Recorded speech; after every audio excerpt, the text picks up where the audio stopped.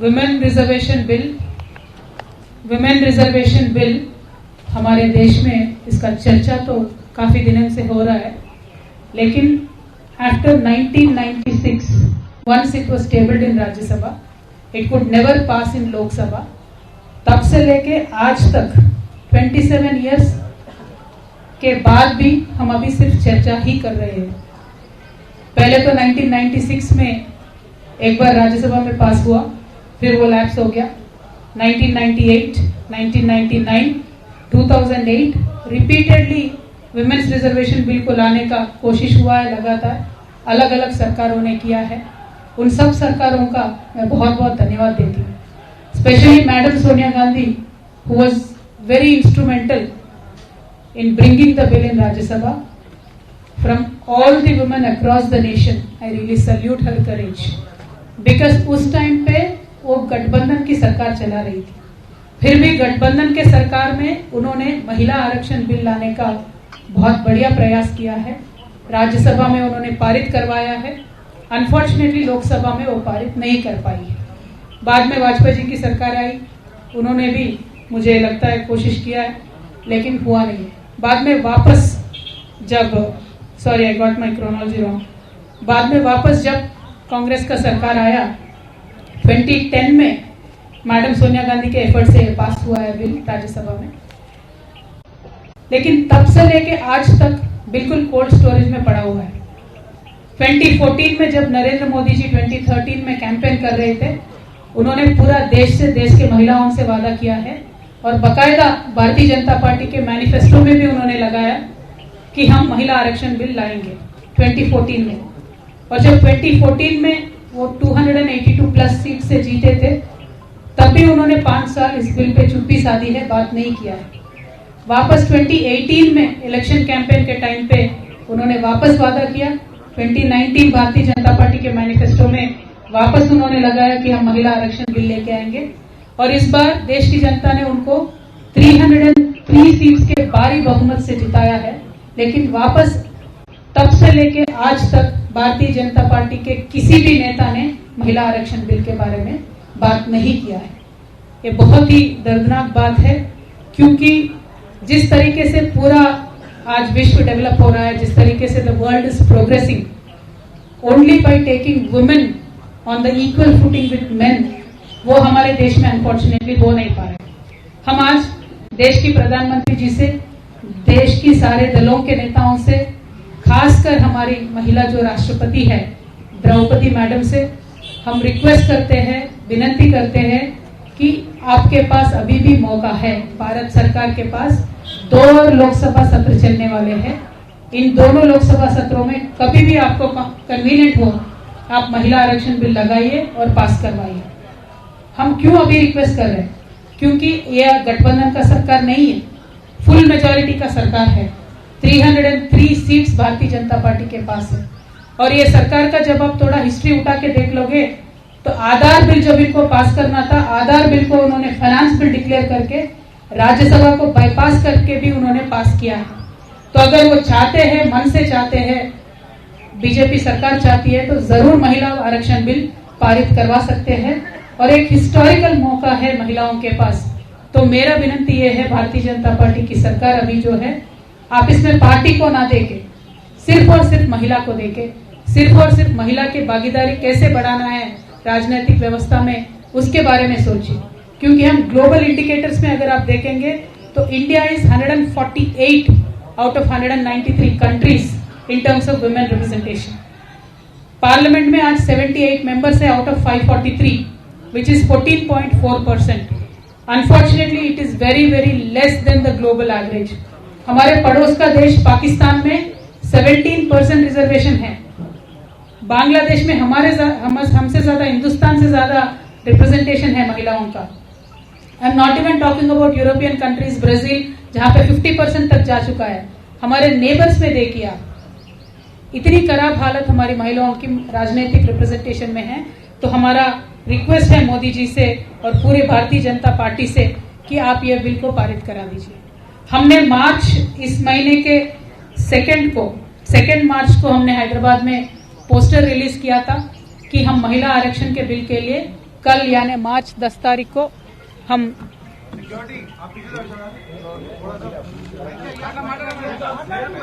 महिला आरक्षण बिल को पारित करने के लिए हमने दिल्ली में हंगर स्ट्राइक करने का डिसीजन लिया था। उसके बारे में हमने मार्च 2 को हैदराबाद में पोस्टर रिलीज किया है and we have reached out to every political party. I am very happy and very thankful to approximately 18 political parties who have confirmed their participation. तो कल 10 बजे सुबह येचुरी साहब के हाथों से इनॉग्रेशन होगा। उसी समय प्रियंका चतुर्वेदी जी शिवसेना से भी आएंगे और लगातार दिन भर 18 पॉलिटिकल पार्टीज के रिप्रेजेंटेटिव्स इसमें आएंगे और जिन महिलाओं ने इस बिल को पारित करने के लिए, इस बिल को लाने के लिए हमसे पहले कोशिश किया है, उन सभी महिला नेताओं से भी हमने बात किया है और उनके ब्लेसिंग से ही हमने ये बिल को आगे ले जाने का हमने कोशिश किया है। देखिए, तो हमने 2 मार्च को पोस्टर रिलीज किया और 10 मार्च के दिन हम धरना देने वाले थे। तो हमें एनफोर्समेंट डायरेक्टरेट ने नोटिस दिया और बोले कि आपको 9 मार्च को आना है। तो हमने कहा हमारा कार्यक्रम है, हम 16 मार्च को आएंगे, ऐसा हमारा रिक्वेस्ट था। लेकिन पता नहीं उनको क्या जल्दबाजी है, पता नहीं ये जो इन्वेस्टिगेशन दिल्ली एक्साइज पॉलिसी को लेके चल रही है, इसमें कौन सी आफत आने वाली है अगर हमें 2 दिन का और समय दे देंगे। उन्होंने कहा नहीं, आपको आना ही है। हमने कहा 10 मार्च को हमारा धरना है भाई, तो 11 को आ जाएंगे। तो 11 को बोले। लेकिन इस बीच में जो ईडी का और हमारा कम्युनिकेशन हुआ था, इसका मुझे आप सबसे शेयर करना है। देखिए, जब भी एनफोर्समेंट डायरेक्टरेट और या किसी भी इन्वेस्टिगेटिव एजेंसी एक वुमेन सिटीजन को इंट्रोगेट करना चाहती है, तो एक फंडामेंटल राइट वुमेन का होता है कि वुमेन के घर पे आके इन्वेस्टिगेट करें और पूरा इसका लॉ में हमें सपोर्ट है वुमेन के लिए। और बहुत सारे कोर्ट केसेस भी हैं जिनमें जजमेंट वुमेन के तरफ आए। तो हमने ईडी को बीच में रिक्वेस्ट किया कि 10 तारीख को बाकायदा, अगर 11 तारीख को आपको इन्वेस्टिगेट करना है, हमारे घर पे आइए। अक्यूज किसी के साथ आपको इंट्रोगेट करवाना है तो उनको भी लेके आइए, घर में बैठ के इन्वेस्टिगेशन कर सकते हैं, क्योंकि लॉ हमें सपोर्ट करती है। उन्होंने कहा नहीं, आपको खुद चल के आना होगा। देखिए, मैं तो पॉलिटिकल लीडर हूं, लकीली बाय गॉड्स ब्लेसिंग पूरा पार्टी हमारे साथ है, हमारे पास साधन है तो हम पहुंच सकते हैं। लेकिन मैं मीडिया मित्रों से यह पूछना चाहती हूँ, कई आम महिला किसी गांव में है, कुछ इन्वेस्टिगेशन चल रहा है, तो इतना हमने कोविड के दौर में देखा है कि वीडियो कॉन्फ्रेंस से मेडिसिन भी पहुंच सकता है, डायग्नोसिस भी हो सकता है, तो इंटरोगेशन क्यों नहीं हो सकता है वीडियो कॉन्फ्रेंस से। हम जरूर इस मुद्दे को टेकअप करेंगे। हिंदुस्तान में एक रेवोल्यूशनरी स्कीम आना चाहिए। व्हेन पुलिस और एनी डायरेक्टरेट और any agency wants to interrogate women, there should be a facility to be done by video conference. इसके लिए हम आगे भी जाएंगे, सुप्रीम कोर्ट में हर जगह भी जाएंगे। It is not about me, it is for every common women in this country. I want to take up this issue and we will further take up the issue. Now, when it comes to the original ED summon, we will completely side with them, support with them, because we understand the obligations of the government and the agencies. We will 100% support them. Today the question is, when we look at Telangana data, from last August, in fact from last June, Government of India has constantly been sending its agencies to Telangana. Now question is why? Because Telangana assembly polls are there in this November, December. So the modus operandi of BJP has been कि जहां भी election है वहां मोदी से पहले ED पहुंच जाता है। तो हमारे तेलंगाना में भी यही हुआ है। तकरीबन सारे बिजनेस हाउसेस पे, एक 500 प्लस बिजनेस हाउसेस पे आईटी रेड होता है। सीबीआई के रेड एक 100 होते हैं तेलंगाना के राज्य में। ईडी तो कम से कम 200 जगहों पे उन्होंने छापा मारा है और एनआईए एजेंसी ने 500 to 600 मिनिमम लोगों को बुला के, उनको डरा के, धमका के अलग अलग तरीके का काम वहां पे चल रहा है। मैं ये लोगों के सामने, जनता के सामने आज रखना चाहती हूँ, क्योंकि ये मेरे अकेले का मुद्दा नहीं है। हमारे खुद के पार्टी में मिनिमम 15-16 लोगों को, एमएलएस को, एमपीस को, मिनिस्टर्स को टारगेट करके अलग अलग केसेस में बुलाने का काम कर रहे हैं। तो मेरा मोदी जी से, बीजेपी से एक ही विनती है कि आप जनता के पास जाइए। आपने किस तरीके का डेवलपमेंट किया है, तेलंगाना के लिए आपने क्या किया है, देश के लिए आपने क्या किया है, वो बताइए। उनका दिल जीतिए, बाद में इलेक्शन जीतिए। लेकिन हम इलेक्शन हारेंगे या जीतेंगे, एनफोर्समेंट डायरेक्टरेट यूज करेंगे, बैकडोर से गवर्नमेंट में आएंगे, इस तरीके का तो हमने देख लिया है, 9 राज्यों में चला है और तेलंगाना में वो चल नहीं पाया। उन्होंने कोशिश किया है लेकिन हमने चलने नहीं दिया। तो इसीलिए उनका अभी एफर्ट ये है कि किसी भी तरीके से ईडी डाल दो, धमका दो, डरा दो। लेकिन हम भी मोदी जी से और भारतीय जनता पार्टी से और पूरे देश की जनता से बता दें कि हम डरने वालों से नहीं है। हम एक आंदोलन करके स्टेट को हासिल करके आज स्टेट में सरकार चला रहे हैं। आगे चल के भी हम जनता के लिए ही काम करेंगे और हम बराबर मोदी जी का, भारतीय जनता पार्टी का जो फेल्यूर्स है उसको एक्सपोज करते ही रहेंगे। देखिए, मोदी जी ने 2022 तक बहुत वादे किए थे। उन्होंने जवान को फेल कर दिया, इस किसान को फेल कर दिया, युवाओं को फेल कर दिया। हर एक सेक्शन में वो सिर्फ और सिर्फ फेल्यूर है और कुछ भी नहीं है। देखिए, आज ईडी के डायरेक्टर है, उनको एक्सटेंशन पे एक्सटेंशन मिलता है। सेबी के डायरेक्टर है, उनको एक्सटेंशन मिलता है। एसबीआई के डायरेक्टर है, उनको एक्सटेंशन मिलता है रिटायर होने के बाद। एलआईसी के डायरेक्टर है, उनको एक्सटेंशन मिलता है। क्यों मिल रहा है इनको? क्योंकि जहां ये बोलेंगे वहां वो जनता की पैसा निवेश करेंगे और बाकी ये जो एजेंसीज है वो जहां बोलेंगे वहां जाके काम करेंगे। तो मैं सिंपल सवाल भारतीय जनता पार्टी से पूछती हूँ, अग्निवीर में आप जो लोगों को, युवाओं को ले रहे हैं, उनको एक्सटेंशन दीजिए पहले। क्यों नहीं मिलेगा उनको एक्सटेंशन? क्यों ले रहे हो आप उनको 4 साल को? 4 साल के लिए उनको क्यों ले रहे हो? 4 साल के लिए आप उनको लोगे, ट्रेनिंग दोगे, बाद में रास्ते पे छोड़ दोगे क्या?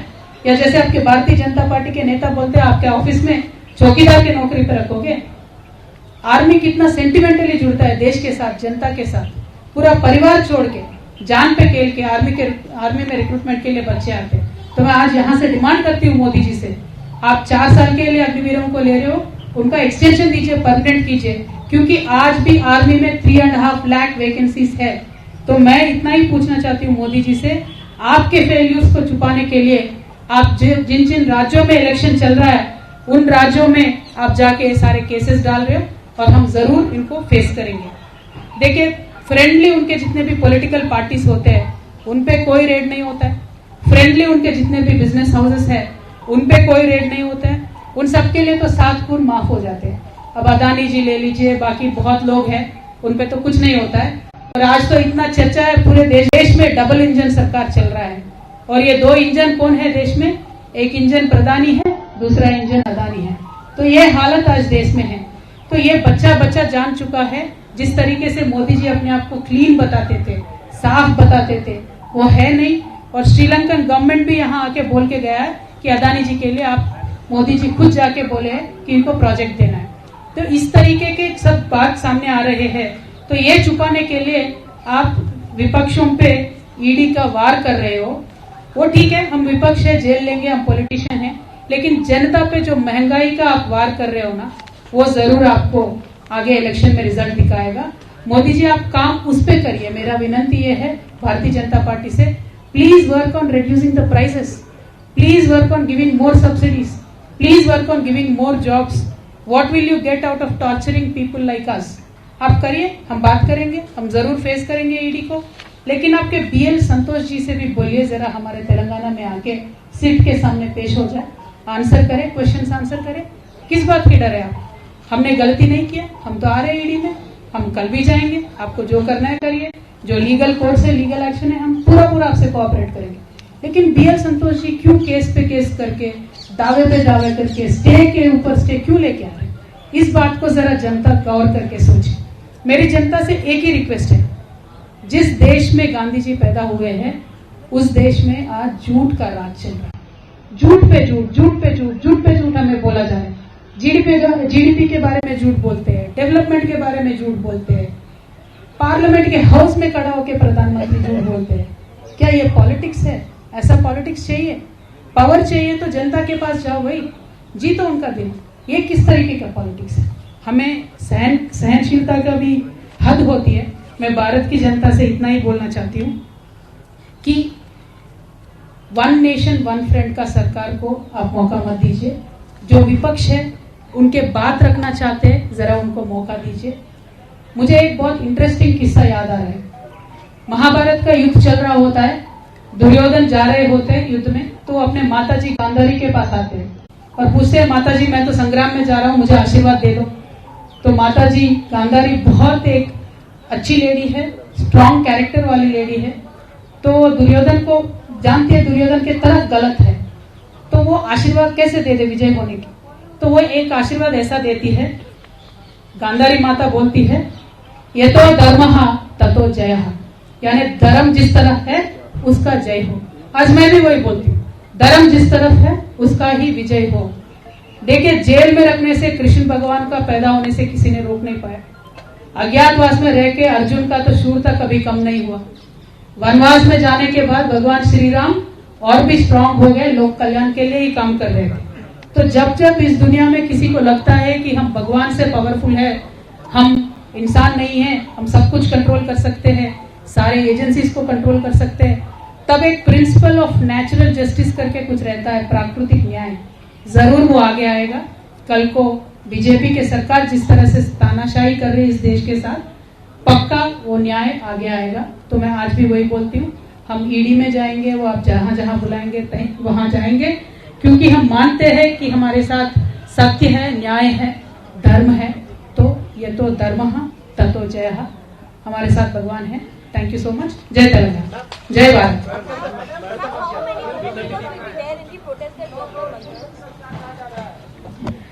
देखिए, पूरे देश से 29 स्टेट्स में जितने भी ऑर्गेनाइजेशंस हैं, हमने उन सबको, वुमेन रिजर्वेशन पे जितने भी फाइट किए उन सबको बुलाया है। लकीली उन सब ने एक्सेप्ट भी किया है। तो at least 500 to 600 people will sit on the hunger strike, but the attendance will be much more. More than 6,000 people have confirmed that they will join us. More than 18 parties have confirmed that they will join in the protest. Congress president Sonia Gandhi, जिनका आपने जिक्र किया आपने press conference में, क्या उनको भी आपने बुलाया है और क्या वो आएंगी? मैम, सोनिया जी बहुत बड़े लीडर है। मैं तो छोटी MLC हूँ, first time MP, second time MLC। Bharat जागृति जो हमारा NGO है, उसके तरफ से जो हम एजिटेशन ये कर रहे हैं महिला आरक्षण के लिए, हमने सारे पार्टी से रिक्वेस्ट किया है कि आप अपने रिप्रेजेंटेटिव भेज दीजिए। हमने मल्लिकार्जुन खड़गे सर से, KC वेणुगोपाल सर से हमने रिक्वेस्ट किया है। तो कांग्रेस से वो अपने जो भी रिप्रेजेंटेटिव भेजेंगे वो आएंगे, मुझे नहीं पता कौन आएंगे। कविता जी, क्या आप अभिषेक कोलपल्ली और अरुण पिल्लई को जानती हैं? क्योंकि इनकी शायद ईडी को लेकर के आपसे सवाल करने वाली है, उनसे आमना सामना होगा। आपको ईडी का बहुत जानकारी है भाई, अंदर से कोई इन्फॉर्मेशन आ रहा है? ईडी जो भी पूछेंगे हम उनका जवाब दे देंगे, आप टेंशन मत लीजिए। कविता जी, आप महिला आरक्षण के बहाने तमाम पार्टियों को जुटा रही हैं। कांग्रेस कहती है कि BRS बी टीम है बीजेपी की, आपको बी टीम कहती है आपकी पार्टी को, और आप बीजेपी पर हमला कर रहे हैं।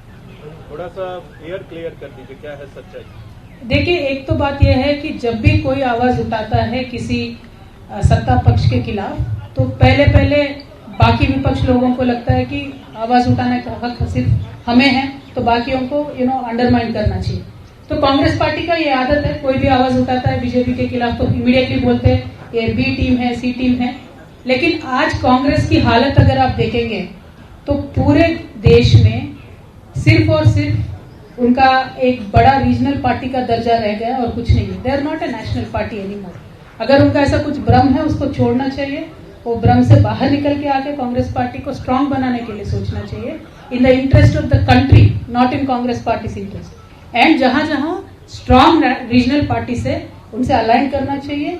अगर सही में कांग्रेस पार्टी चाहती है कि भारतीय जनता पार्टी को 2024 में हराए, तो they should leave their arrogance, they should come down, they should become a team player, they should work with all the parties to make sure BJP loses the next election. तब उनको पता चलेगा कौन B team है, कौन ए team है, कौन क्या टीम है। अगर हम बीजेपी के बी टीम होते तो आज ईडी ऑफिस में नहीं होते ना भाई, हम तो आराम करते होते। वो तो उनके खुद के नेता बोलते हैं भारतीय जनता पार्टी के कि जो भी ज्वाइन हो जाता है बीजेपी में तो उनका कुछ आराम ही आराम है, कोई एजेंसी नहीं देखता है। 600 करोड़ का घोटाला करो, 1 लाख करोड़ का करो, अदानी के जैसा रिकॉर्ड तोड़ घोटाला करो, फिर भी कोई नहीं पूछने वाला है ना। तो हम तो बी टीम नहीं है, हम तो ए टीम है। आगे चल के बराबर भारतीय जनता पार्टी का अल्टरनेटिव BRS होगा, एक बहुत पावरफुल पॉलिटिकल एक पार्टी इस देश में बनेगी। BRS will work for the nation and we will emerge very strong. BJP का आरोप है कि दिल्ली की पूरी excise receiving end of agencies, almost all the opposition parties. Now, most like he asked, like people see that the initiative taken by GRS, TMC, and SP seems to be like the third front that will go against the interests of the opposition parties. Will your party take an initiative to bring all the opposition parties, especially in the wake of under onslaught by the central agencies against like-minded opposition parties? Because even now you are saying that the Congress party is not coming along with the regional forces. What do you think? Should all the opposition parties come together against the central agencies? Brother, we've been taking the initiative for a long time. It's not now. Honorable Chief Minister and our leader of Bharatiya Rashtra Samiti, KCR Garu, has taken the initiative, and we've held multiple meetings with stakeholders of various parties in this country, and we have declared it openly that we will work with all like-minded parties. Idea and ideology is simple. Bharatiya Janata Party in today's form and shape is hurting the country, not working for the development of the country. They are spoiling the ecosystem of this country and the secular fabric of this country. So certainly we will work to unseat them from power, and we will work with every party which is like-minded. Ma'am, coming to the DDG case, how do you interpret the silence of your father and your brother? About what? For DDG case against you, they are not very vocal about it. See, why should my father and brother speak about such silly The issues? party also started. Now, the entire party, in fact, my brother and Honorable Minister just held a press conference today. But that apart, entire party, 15, 16 MLAs, leaders, small leaders, big leaders, everybody has been targeted. And that has been the attitude of the BJP party, unfortunately, in every state. So if we speak about it and make a big issue out of it, tomorrow my dear friends in the press, they'll write कि डर गए ये बात कर रहे हैं सिर्फ ED के बारे में. But I really want to request through you to the people. See, today we put up a protest for Mahila bill. They'll call me to ED. So every paper is writing only about Kavita attending ED, but not Kavita doing dharna for a women bill. So tomorrow they'll increase the price of the cylinder, but then they'll call some other leader to ED. So cylinder hike price will not be there, issue will not be there. Some other leader going to the ED will be there. Some Adani issue comes, they'll call some other neta to ED. So the diversion tactics of Bharatiya Janata Party is what needs to be exposed today by all the political parties, and that is what today TRS is trying to do. See, I could have attended ED today and I could have cancelled the dharna tomorrow. Why am I not doing that? Because I want to prove a point that your diversion tactics will not work anymore.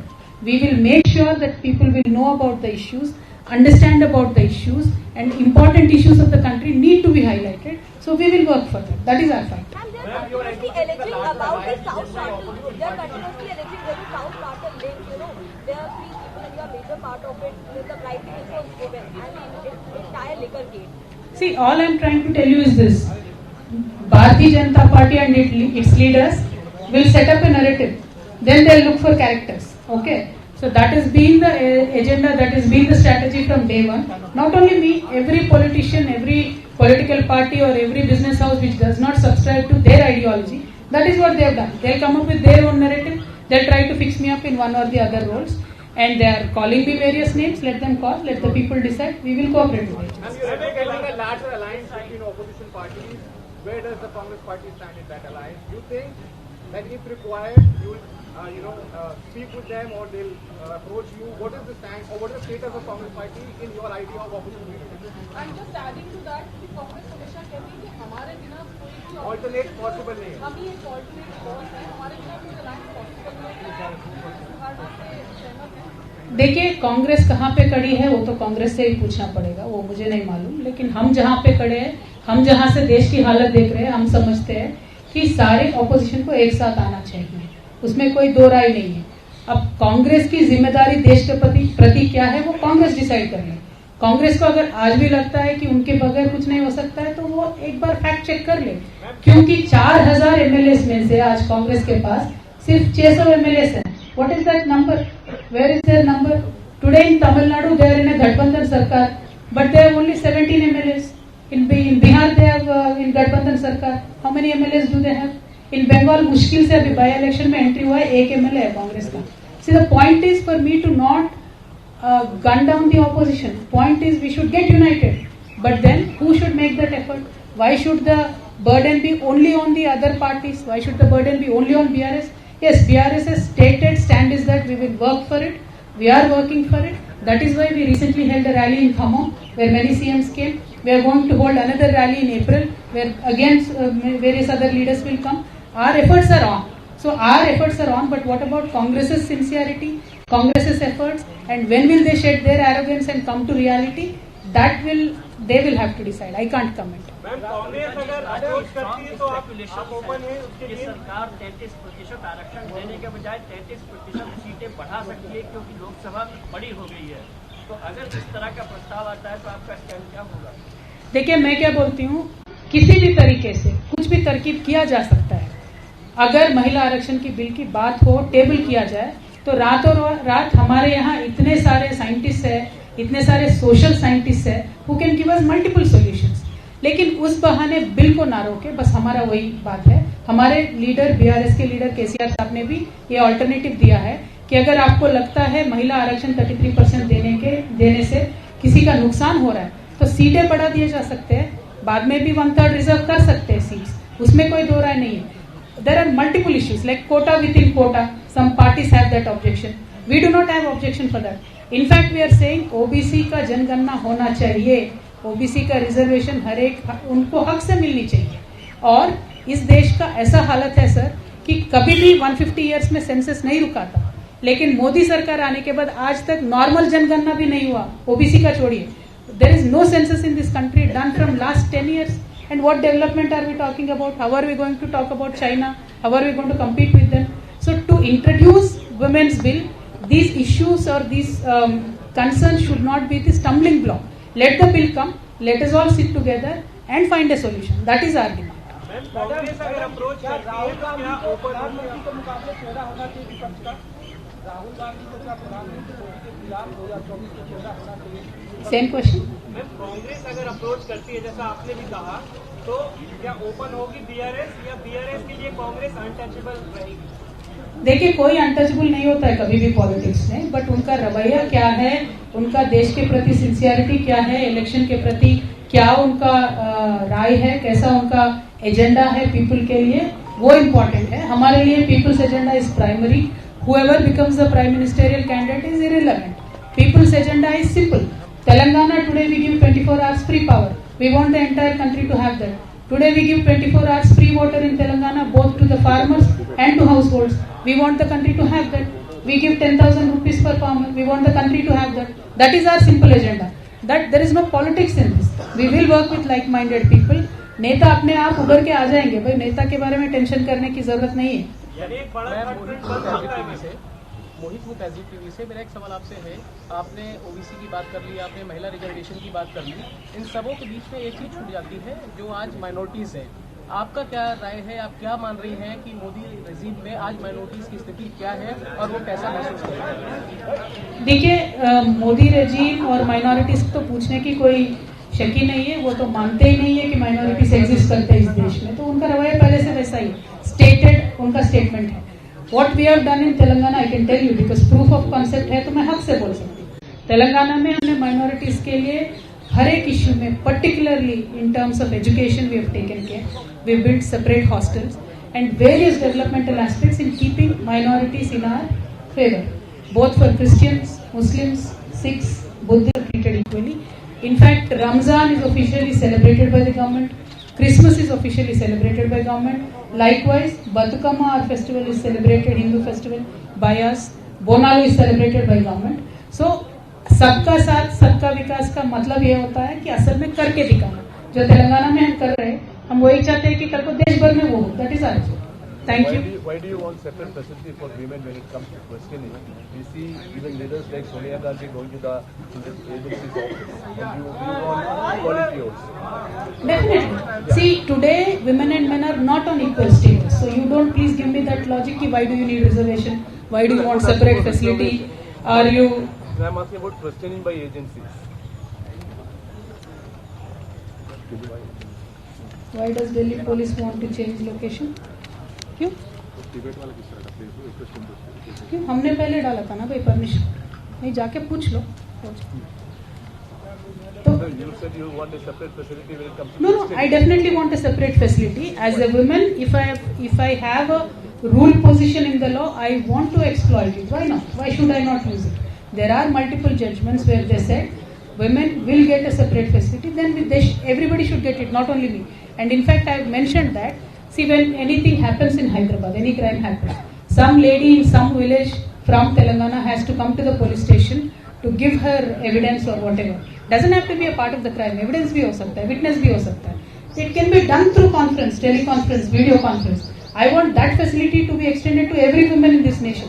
And I again said, see, I have the facility. I can fly down to Delhi. I can come down to Delhi to attend, not my problem. But there are other opportunities, other ways to be done, this to be done. It should be done that. That's all I'm saying. And I'll tell you, unless we get women reservation, no party is going to give us 33%. And please do not tell me that we are on equal footing with men. We are not, and we will demand for reservation. पता नहीं, Delhi police अभी बोल रहे हैं जो already बना है हमारा वेन्यू था, नाउ दे आर सेइंग कि बदल लो, कहीं और दे दो, तिब्बत वालों को दे देंगे, नेपाल वालों को दे देंगे, पता नहीं क्या बोल रहे. Will go there now from here, will just decide. तो सिंपल सी बात है, I am sure it will be resolved and we will continue our protest as it is. And I once again thank all of you. But 2 minute मुझे excuse करना पड़ेगा, मुझे तेलुगु में बोलना पड़ेगा, तब तक जरा हटिएगा मत. నమస్కారాలు, అందరికీ ధన్యవాదాలు. డిసెంబర్ రేపు మార్చి 10వ తారీఖున ఏదైతే మహిళా రిజర్వేషన్ బిల్లు కోసం ఇక్కడ నిరాహార దీక్ష ఒకరోజు చేస్తా ఉన్నామో దాన్ని యథాతథంగా కొనసాగిస్తా ఉన్నాం. ఉదయం 10 గంటలకు ప్రారంభం అవుతుంది, సాయంత్రం 4 గంటల వరకు కూడా కొనసాగుతుంది. గౌరవనీయులు పెద్దలు ఏచూరి గారు పొద్దున వచ్చి ప్రారంభిస్తారు, ఇంకొక ఎంపీ గారు కూడా పొద్దునే వస్తారు. అట్లానే మొత్తం రోజంతా కూడా బీఆర్ఎస్ పార్టీ నాయకులతో పాటు దాదాపు 18 పార్టీల నుంచి కూడా అనేక మంది నాయకులు వచ్చి హాజరవుతారు. కాబట్టి తప్పకుండా ఈ యొక్క ప్రొటెస్ట్ విజయవంతం అవుతుందని చెప్పి మేము భావిస్తా ఉన్నాము. మహిళల కోసం 33% రిజర్వేషన్ ఉండాలనేటటువంటి ఒక అంశం దాదాపు 27 సంవత్సరాల నుంచి కూడా కోల్డ్ స్టోరేజ్ లో ఉంది. కాబట్టి దాన్ని మనము దాటుకొని ఇవాళ అది సాధించడానికి కోసమని ప్రయత్నం చేస్తా ఉన్నాం. ఈ ప్రయత్నంలో తోడుగా నిలిచినటువంటి అనేక మంది మహిళా సంఘాలకు, అదేవిధంగా ఈ బిల్లు కోసం ముందు పనిచేసినటువంటి మహిళలందరికీ కూడా ధన్యవాదాలు తెలియజేస్తా ఉన్నాం. చాలా పార్టీలు ఇప్పటికే వస్తామని చెప్పి 18 పార్టీల పైకి చెప్పడం జరిగింది. వారికి, వారి నాయకులందరికీ కూడా మనస్ఫూర్తిగా ధన్యవాదాలు తెలియజేస్తా ఉన్నాం. భారత్ జాగృతి తరఫున జరుగుతున్నటువంటి ఈ యొక్క కార్యక్రమం విజయవంతం అవుతుందని, అవ్వాలని, దీని మొదలు మాత్రమే, ఆరంభం మాత్రమే. దీని తర్వాత మహిళా బిల్లు పైన అనేక కార్యక్రమాలు కూడా చేపడతామని మరొకసారి తెలియజేసుకుంటూ మీ అందరికీ కూడా ధన్యవాదాలు. నమస్కారం. Thank you. జై తెలంగాణ, జై భారత్.